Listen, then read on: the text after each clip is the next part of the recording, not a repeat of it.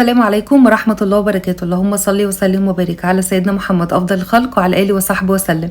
يا صباح الفل وصباح الجمال، صباح الهنا، صباح الطاقة الإيجابية على أجمل عيون متابعين.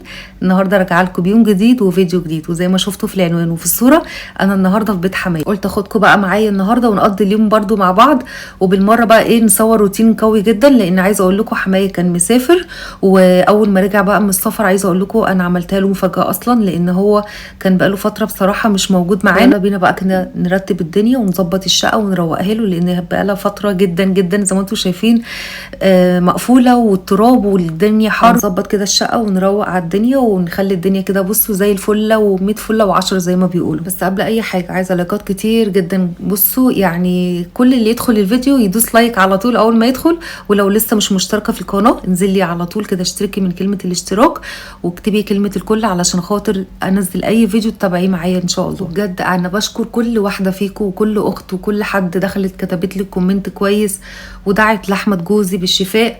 ربنا يا رب كده يعني يجعله في ميزان حسناتك وما يوريكيش ابدا ابدا يا رب في اي حاجه وحشه، فعزيز ولا حد غالي عليك يا رب، اللهم امين، ويشفي مرضانا يا رب.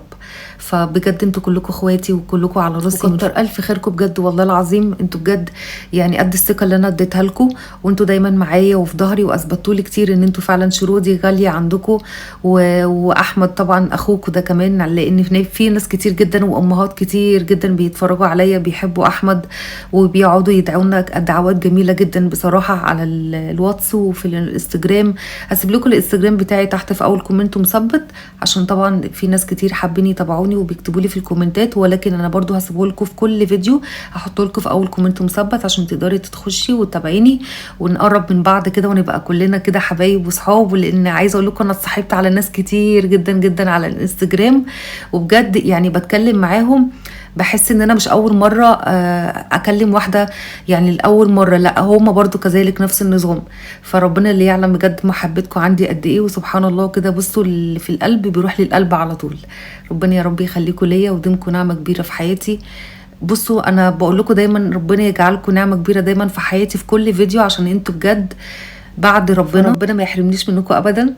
ويلا بينا بقى نشوف هنعمل ايه مع بعض. زي ما شفتوا كده انا دخلت طبعا اول حاجه على الاوضه هنا، فتحت البلكونه، واصلا اول ما دخلت من باب الشقه قبل ما اقلع وقبل ما اغير وقبل ما اعمل اي حاجه فتحت الشبابيك كلها، حتى الشباك الحمام حتى اللي في الاوضه جوه، وفتحت باب الشقه. طبعا عايزه اقول لكم ان حمايه بصوا هنا الماسوره دي البتاعه اللي هي بتاعت اللي بتركب في الحيطه بتاعت الستاره وقعت، عشان كده الستاره مش محطوطه، فطبعا انا مش هعرف اركبها لوحدي، فممكن بقى مثلا لو حماية هو اقول له يركبها يعرف يركبها تمام. طبعا فوق حماية السطح على طول مباشرة، يعني عايزه اقول لكم بصوا الشمس كده ليل نهار لازقه فيه، فحتى لو الدنيا ليلت بيبقى برضو السقف تحسوا ان هو صهد كده مطلع يعني نار.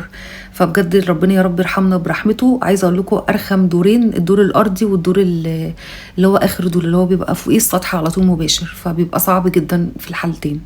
المهم زي ما شفتوا انا طبعا لميت كل الهدوم وكل المفارش وكل الحاجات اللي كانت على الارض والكنب وعلى السرير برضو في هدوم طبقتها وشلتها حطيتها في الدولاب، وباقي المفروشات كلها حطيتها بره في الغساله. طبعا عايزه اقول لكم ان الغسيل النهارده يبقى بصوا بالكوم، وانا مش عارفه اشغل الغساله هنا عند حمايه لان النور قصدي الميه عنده بتقطع على طول، حتى تلاقوا كده ازاز ميه كتير وفي حاجات كتير هو محوش فيها ميه، عشان طبعا طول النهار الميه بتبقى بتيجي بالليل بس. فانا حمدت ربنا قلت الحمد لله ان في ميه متحوشه، هو دايما اصلا حمايه بيسيب ميه كده بصوا يعني على طول كده فاهمين، فعادي مفيش مشكله. انا طبعا هستخدمها دلوقتي بس مش عارفه اشغل بقى الغساله، هو اقول له عليها يبقى يتعامل بقى هو معاها. بصوا مفيش اسهل من كده عادي يعني. فانا بقى لميت برضو البديل السجاد اللي كانت مفروشه على الارض، طبعا دي كانت متبهدله وكلها تراب، بصوا كل حاجه مكان في الشقه كان كلها تراب.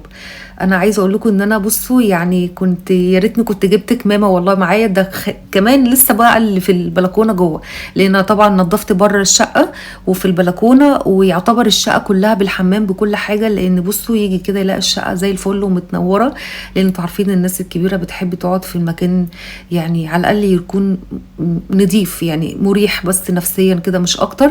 وهو طبعا عايش لوحده يا جماعه ما معهوش حد، فاغلبيه وقته سفره كله بيبقى في السفر، لان هو يعتبر بينزل اجازه مثلا يومين 3 في الشهر او حاجه زي كده، فبيبقى طول الشهر او طول مثلا ممكن يقعد شهرين برضو، فمده برضو مده كبيره جدا ان الحاجه فعلا تتبهدل، حتى لو انت مغطياها او مظبطاها برضو نفس النظام. تمام. شلت بقى بديل السجاد زي ما قلت لكم، انا هوديه لدراي كلين لان انا مش عارفه اغسله خالص، وهو تقيل جدا ما ينفعش حتى يتحط في الغساله ولا في مكان ان هو يتغسل على الارض. فانا قلت اخدها بقى معايا وانا نازله. احمد وهو جاي ياخدني يبقى لو في اي مغسله مثلا دراي كلين او حاجه جنبيهم يوديها، او اسيبها الحمايه هو يبقى ينزلها، يعني مش مشكله مع اي حد. المهم ان انا بصوا تخلصت من حاجات كتير جدا جدا، واهم حاجه ان انا يعني الحمد لله انجزت كتير، لان انا كنت سايبه البنات في البيت لوحديهم واحمد كان في الشغل. عايزه اقول لكم يا جماعه الفيديو اللي نزل لكم امبارح، الفيديو دوت كان متصور، الحجامه اللي احمد كان مصور اللي انا كنت مصورها لكم كان يوم الجمعه. تمام. فهو كان لازم يقعد حوالي 3 ايام او حاجه زي كده بعد ما يعمل الحجامه يريح فيها جسمه، عشان طبعا هي بتتعب وبتهمد الجسم كده، فلازم يريح شويه. فاستنيت بصراحه لحد ما احمد نزل، وبعد كده كان في درس عندي في للبنات، استنيت طبعا لحد ما اخلص، وبعد كده سبتهم في البيت ومحضره لهم الغدا بتاعهم في التلاجة، وعادي هيشغلوا الميكرويف على طول يحطوا الفيشه. قلت عبال انا ما اجي، طبعا معرفاهم ان احمد مش هيجي عليهم هم الاول، احمد هيجي ياخدني وبعد كده هنروح، عشان بس ما يقعدوش يستنوا احمد، فاهمين؟ عشان هم طبعا سبتهم لوحديهم وكانوا صاحيين بدري، وجانا ممكن تنام او ريتال، فعادي انا الحمد لله ببقى محرصه جدا وقافله وعامله كل احتياطاتي يعني، ومأمنه الدنيا عشان خاطر مثلا بوتاجاز او حاجه زي كده لا قدر الله. فاصلا جانا وريتال مخليهم ان هم ما بيجوش جنب البوتاجاز خالص طول ما انا مش موجوده في البيت، وما يعملوش طبعا اي بهدله ولا اي حاجه، الحاجه اللي بهدلوها هم يرجعوها تاني مكانها بس. فطبعا ربنا استطار، وربنا يا رب يحفظهم ويحفظ ولادنا جميعا يا رب، ويراضي يا رب كده كل مشتاق، اللهم امين. هنا بقى خلاص شلت الملايه اللي كانت على السرير دي، لازم طبعا تتغير. انا زي ما قلت لكم ان انا يعني بصوا المفارش كلها شلتها، واحط بقى مفارش جديده، بس قبل ما احط المفارش الجديده دي انضف كل حاجه واشيل اي تراب او اي حاجه على الحيطه بقى، على الشيش بتاع البلكونه، على ازاز. دخلت هنا الاول على البلكونه قبل طبعا ما ازعف في الاوضه، قلت عشان بس لو في تراب طلع من على الشيش زي ما انتم شايفين وعفر كده هيدخل جوه الاوضه تاني، واكون انا مزعفه فالدنيا هتتقلب معايا، فقلت ازعف بره الاول وبعد كده ايه ننظف على جوه على طول. ده اسهل حاجه وده اسلم حل، عشان خاطر ما ترجعيش حبيبه قلبي يعني بعد الحاجه اللي انت تعبانه فيها وبتروقيها وبتلمعيها ترجع تاني تتبهدل معاكي.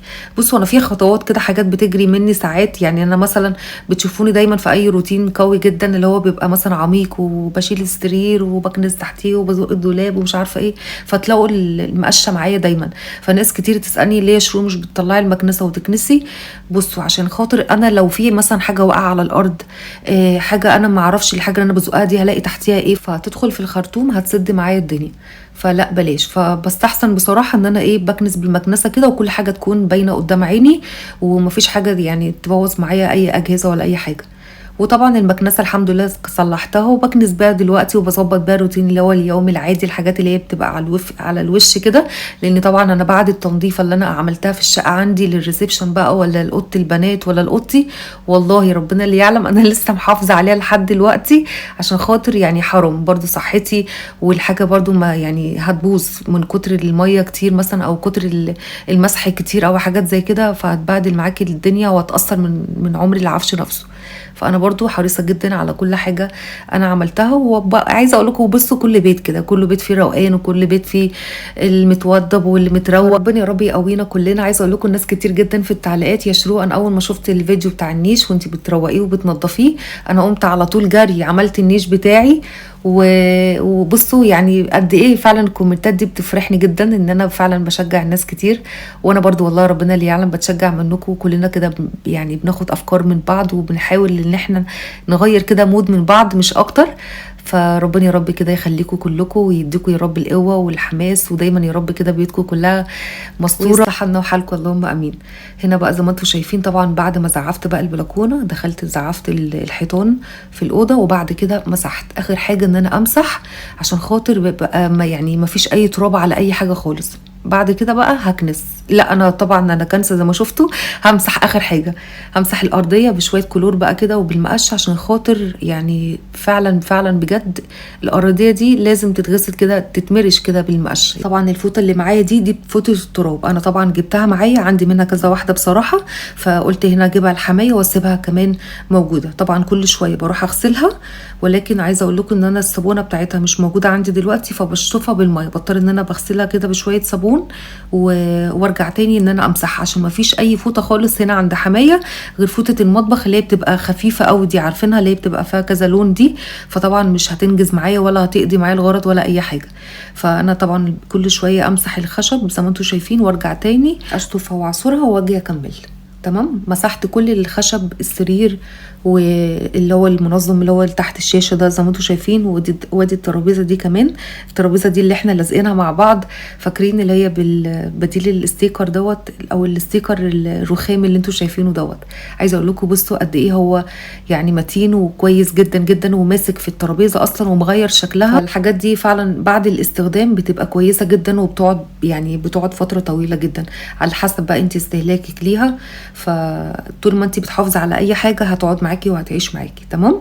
هنا بقى الكومود دوت بتاع اوضه كده كانت زمان عند حمايه، فما بقاش منها وباع منها كل حاجه، ما بقاش منها الا الكومود دوت، فهو مش عايز يفرط فيه بصوا خالص، هو والتسريحه اللي بره بصوا الاتنين دول اسريين، يعني تحسوا ان هو كده حاجه اثريه عنده والله، يعني مش عايز اصلا يعني يبدلهم او يغير فيهم او اي حاجه، حتى لو احنا دهناهم خايف عليها. فانا عايزه اقول لكم انا دهنتها من وراه والله وبوظتها خدتها فوق على السطح، خليت احمد لما كنا بنوضف في الشقه طلعها فوق على السطح ورشيناها وبرده مفيش، فهي كانت لازم ان هي تروح بقى ايه يعني زي ما بيقولوا كده ادي العيش لخبازه، فجبنا حد يدهنها برده هنا فوق في فوق السطح عشان خاطر الريحه وبتاع، وكمان تنشف بسرعه.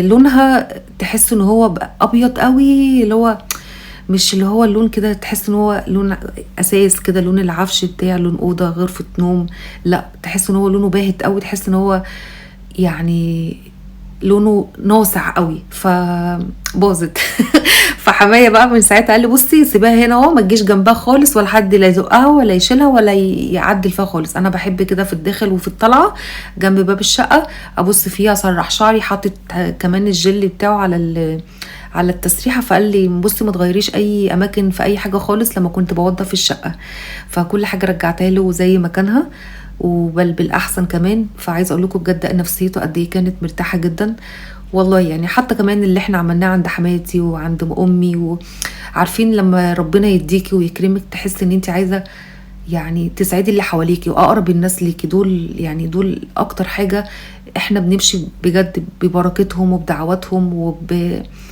ان انت دايما تكوني يعني حاسه ان انت جبراهم بس مش اكتر.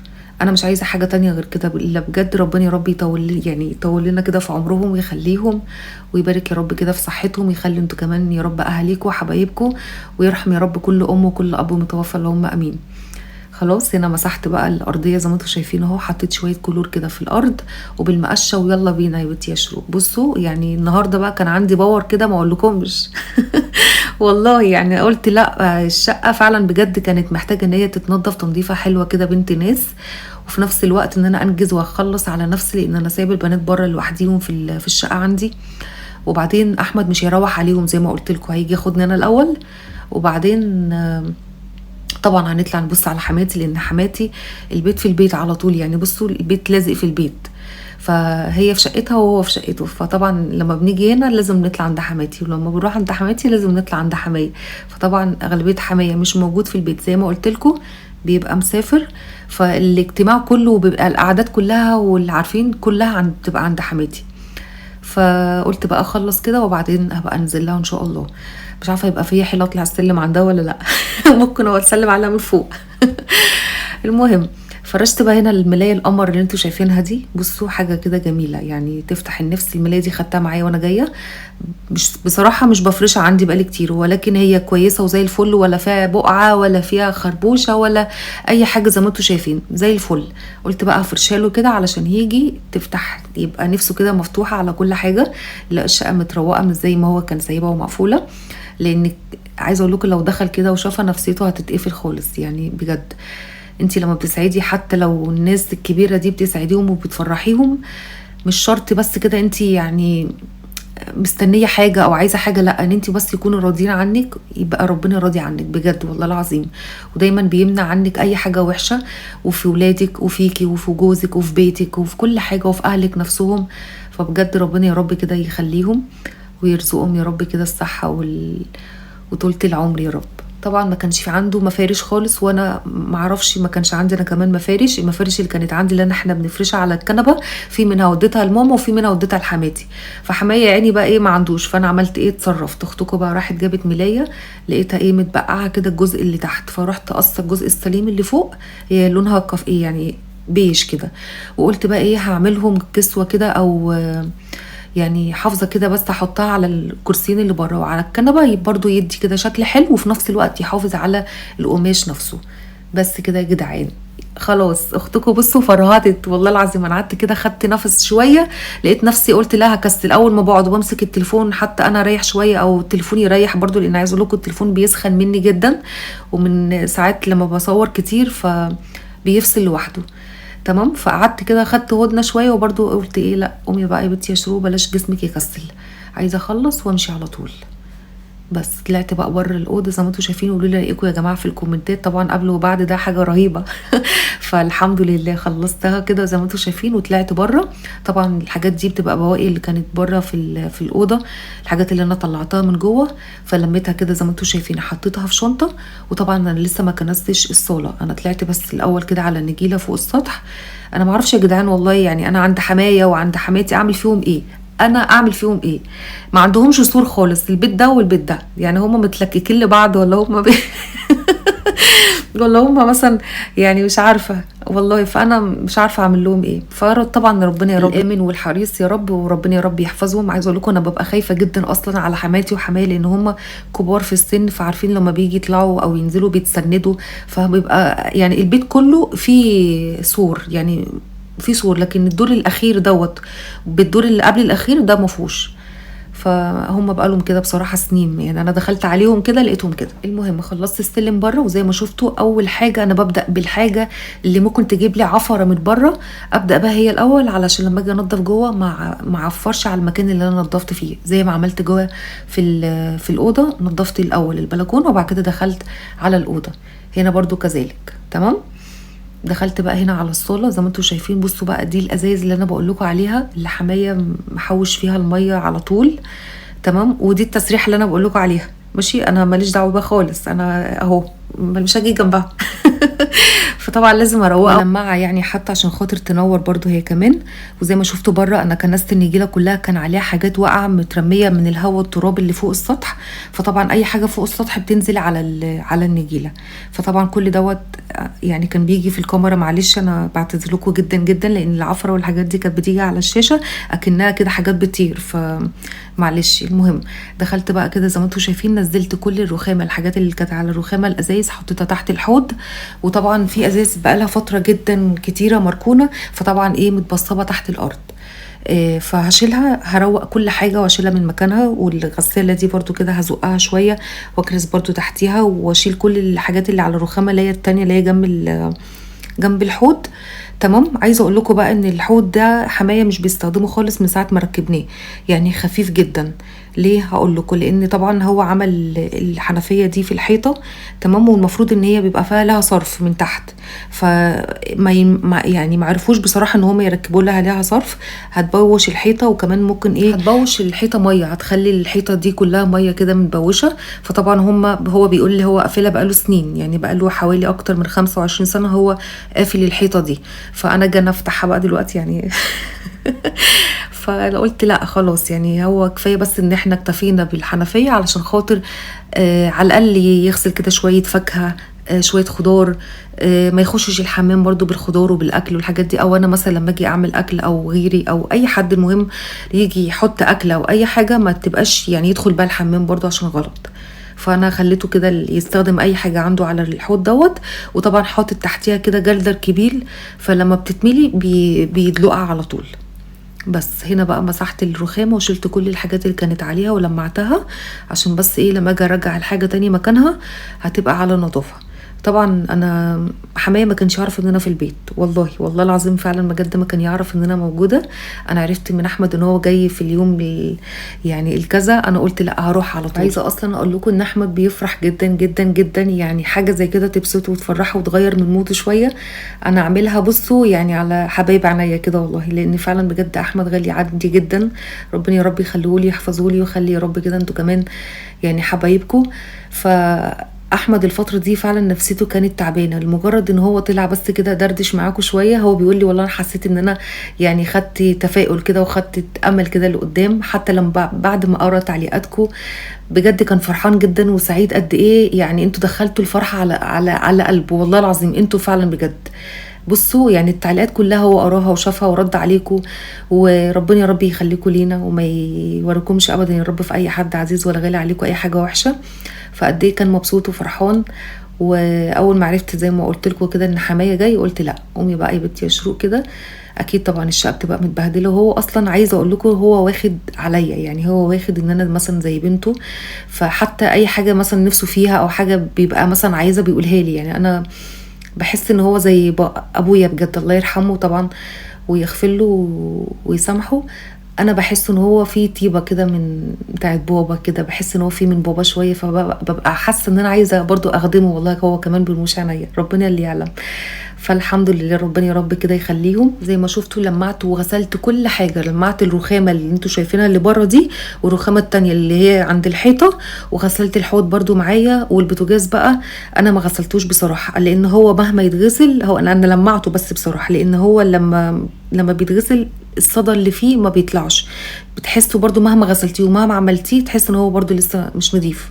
فانا بعمل ايه، بغطيه كده بورق القصدير منه يبقى شكله حلو ومنور كده، ويعني يغير كده من شكله برضو اللي هو بيبقى مصدي ده.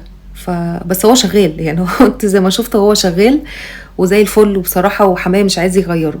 فانا بقى إيه، قلت على طول كده بقى افرش له عليه الورق القصدير عشان بس ايه يعني يغير بس من شكله. تمام. هنا بقى لمعت الملايه قصدي المرايه ونظفت كل حاجه الحمد لله. وجيت بقى هنا على تحت الحوض شلت الازايز دي علشان بصوا كتير جدا جدا، وزي ما انتوا شايفين مش عارفه باينه لكم ولا لا في الكاميرا، متبصمه من تحت يعني مطرح الازازه ما هي مركونه بقالها كتير، عشان تعرفوا ان هو يعني الشقه فعلا مقفوله والله يا جماعه بقالها كتير. فالحمد لله. فاول ما يخشها كده انا بس عايزه اشوف رد فعله بس مش اكتر، عارفين اللي هو هيحس كده ان هو بقاله كتير ما دخلش الشقه، ولما يخشها يلاقيها نظيفه، فلا طبعا يعني حاجه تغير من نفسيته كده شويه. وعايزه اقول لكم حمايه يعني طول الوقت بيبقى حاسس ان هو بصوا عايز، يعني لما بيجي اليومين اللي هو بيبقى جاي دول بيبقى عايز كلنا كده يبقى حواليه وفي وسطيه. ربنا يا رب يخليه ويخلي له يا رب كده مامته، مامة احمد وباباه، ويخلي لي يا رب كده من اهلي وحبايبي واخواتي. وبس زي ما انتم شايفين بقى يلا انجزت على طول. بصوا سريع سريع. انا طبعا المكان اللي بشد منه حاجه او بشيل من عليه حاجه بكنس تحتيه وبلم على طول، علشان بس ما فيش مكان ان انا اوسع هنا وازق هنا واخلي المكان كله فاضي، فالدنيا كلها تتقلب فوق بعضها. فانا ايه وانا متحمسه كده فبلاش حاجه تعكنن عليا، انا بسهل الدنيا والامور حوالين نفسي. يعني انا بس عايزه اقول لكم على حاجه، اول ما بدخل في اي روتين او حاجه اشوفها كده متبهدله معايا جامد، احاول ان انا ايه اركز ان انا ما بهدلش الدنيا اكتر، يعني احاول ان انا اوسع شويه، والحاجه اللي انا انضف تحتيها اجر مكانها وامسح وارجع تاني مكانها على طول. تمام. بس كده غسلت الارضيه وكنست تحت الكراسي برضو ومسحتها بالمره هي كمان، ومسحت الصاله كلها والشقه كلها وقدام باب الشقه والبلكونه والاوضه اللي جوه دي بقى بصوا يعني ما حدش بيخشها خالص. هو عامل فيها ايه، هو حاطط فيها السرير والتلاجة بس فقط لا غير وترابيزه، ما فيهاش اي حاجه خالص ولا بيخشها ولا بتتبهدل ولا اي حاجه. ولكن برضو انا قبل ما انزل ادخل كده برضو اغير الملايه اللي فيها، لان عايزه اقول لكم هي ما فيهاش نور جوه، فما عرفتش ان انا اصور.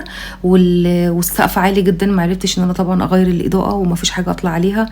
فالحمد لله بقى، فانا كده ايه رتبت كل حاجه زي ما شفتوا، وده كده الشكل النهائي. يا بصوا اخد نفس بقى كده، يعني اخد فعلا نفس. وهنا بقى اكون خلصت الحمد لله، وحمايه بصوا طلع، يعني هو مش عارفه هو حس ان انا موجوده في البيت ولا ايه، هو حس ان في حاجه غريبه بتحصل. فيلا بينا نشوف رد فعله مع بعض. الله الله الله الله الله، ايه المفاجأة الحلوة دي؟ انتوا جيتوا امتى امال؟ جيت الصبح. لا والله. عامل ايه؟ انتوا عاملين ايه؟ الحمد لله. والله العظيم الناس كلها بتسأل عليكم. ايه النور ده؟ كل الناس بتسال عليك، انتوا عاملين ايه؟ الحمد لله يا عم بخير والله. انت ده شهيده بتتسرق ولا ايه؟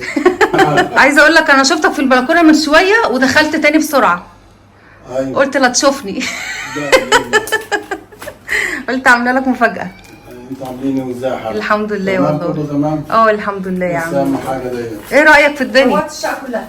بس الحمد لله. وفرشت لك المفارش. تعالى اوريك جوه بقى. انت رواق. الله الله. ايه رايك؟ خلاص كده يا جماعه خلص معانا الفيديو. يا رب الفيديو النهارده يكون عجبكم النار يضاقكم. حطوا بقى لايكات كتير وربنا يا رب كده يخليكم لينا ويديمكم نعمه كبيره في حياتنا ويخلي اهاليكم وحبايبكم وامهاتكم وابهاتكم يا رب اللهم امين وما يحرمكمش ابدا يا رب ابدا من اي عزيز ولا غالي.